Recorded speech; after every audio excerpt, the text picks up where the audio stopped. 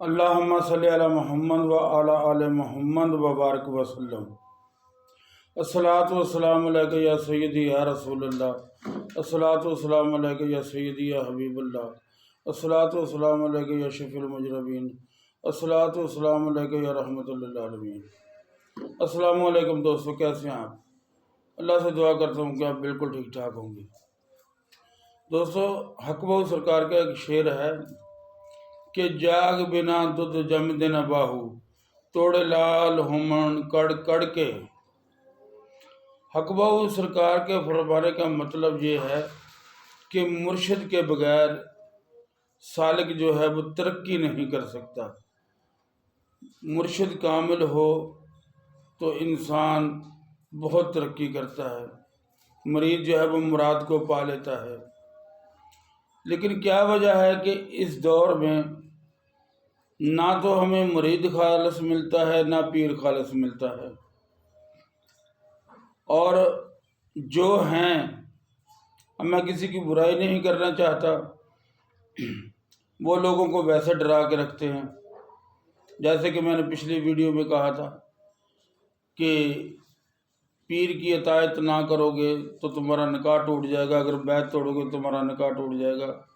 دوستو، نبوت کے انکار سے نکاح ٹوٹتا ہے، کسی پیر کی بیعت کرنے یا بیعت توڑنے سے نکاح نہیں ٹوٹتا۔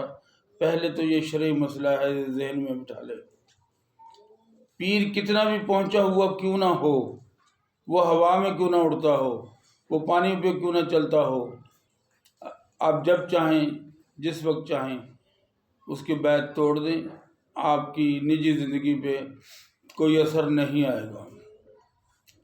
اب سوال یہ ہے کہ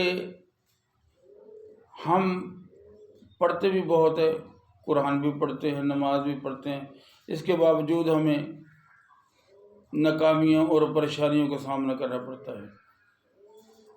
بات یہ ہے کہ پہلے جو لوگ تھے،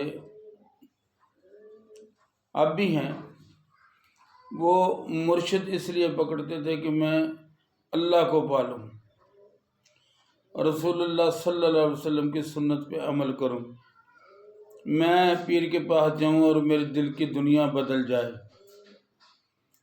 اب ترجیحات یہ ہیں کہ میں قرآن کا کوئی بھی عمل، اللہ کے نام کا کوئی بھی عمل کروں، میں صبح اٹھوں اور کروڑ پتی ہو جاؤں۔ یہ ترجیحات ہیں ایک سالک کی، ایک مرید کی، ایک عام پڑھنے والے کی، کہ اگر وہ کچھ پڑھتا بھی ہے تو اللہ کے لیے نہیں پڑھتا، وہ پڑھتا ہے صرف پیسوں کے لیے، کوٹھی کار بنگلہ کے لیے۔ اور بات یہ ہے کہ آپ نہ بھی پڑھیں، آپ نماز نہ پڑھیں، روزہ نہ رکھیں، کوئی کام نہ کریں، کیا پھر اللہ آپ کو بھوکا مار دے گا؟ بالکل بھی نہیں۔ رزق تو پھر بھی وہ آپ کو دے گا، اس کا کام ہے دینا۔ کیوں؟ اس نے ذمہ داری اٹھائی ہے، جو بھی زندہ ہے، جس میں سانس چل رہی ہے، اس کا وہ کہتا ہے کہ رزق میرے ذمہ ہے، میں اس کو دوں گا۔ یہ قرآن حکیم میں اس نے ارشاد فرمایا۔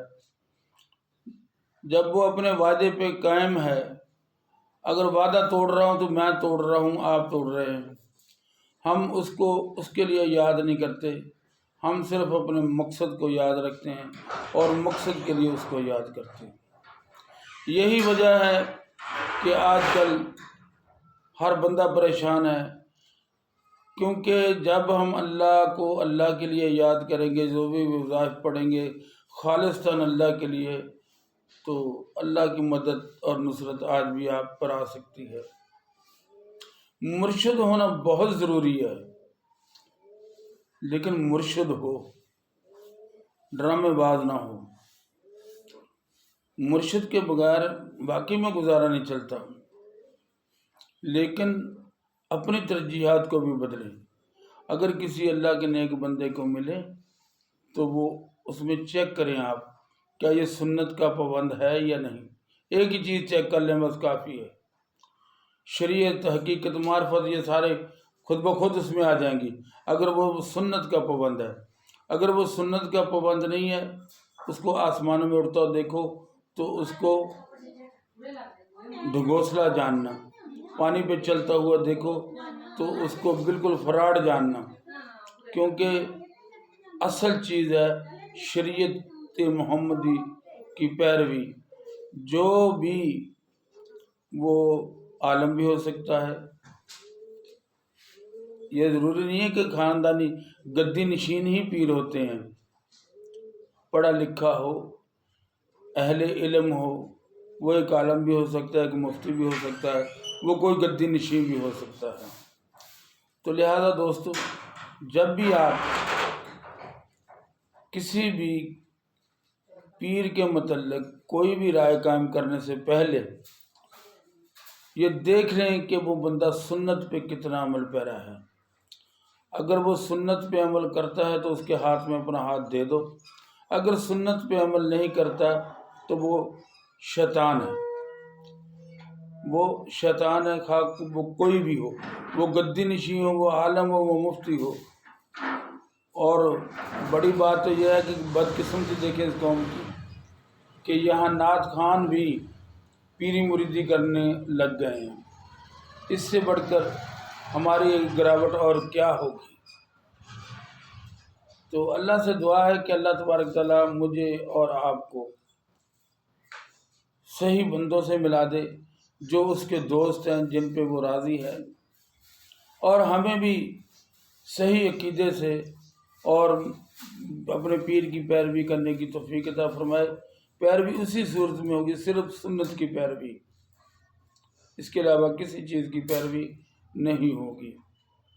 دوستوں سے درخواست ہے کہ چینل کو سبسکرائب بھی کریں، دوستوں کے ساتھ شیئر بھی کریں، ویڈیو اچھی لگے تو ضرور دوستوں کے ساتھ شیئر کریں، اور آپ میرے لیے دعا خیر کیجیے کہ میں آپ کے لیے دعا خیر کروں گا۔ اللہ تبارک تعالیٰ ڈھونڈنے والوں کو مل جاتا ہے، اللہ مل جاتا ہے، تو پھر آپ نے تو اس کا نیک بندہ ڈھونڈنا ہے۔ تھوڑی سی کوشش کریں، اللہ تبارک تعالیٰ آپ کی مدد کرے گا اور آپ کو اچھا پیر عطا کر دے گا، لیکن شرط وہی ہے کہ خالصاً نیت آپ کی اللہ کو پانے کی ہو۔ کوٹھیاں کاریں اللہ تبارک تعالیٰ سب کچھ دے دے گا آپ کو، لیکن اپنی نیت کو خالص رکھیں کہ میں جو اللہ کے بندے کو ڈھونڈ رہا ہوں، اللہ کے لیے ڈھونڈ رہا ہوں، پھر ملے گا، کوٹھی کاروں کے لیے نہیں۔ السلام علیکم۔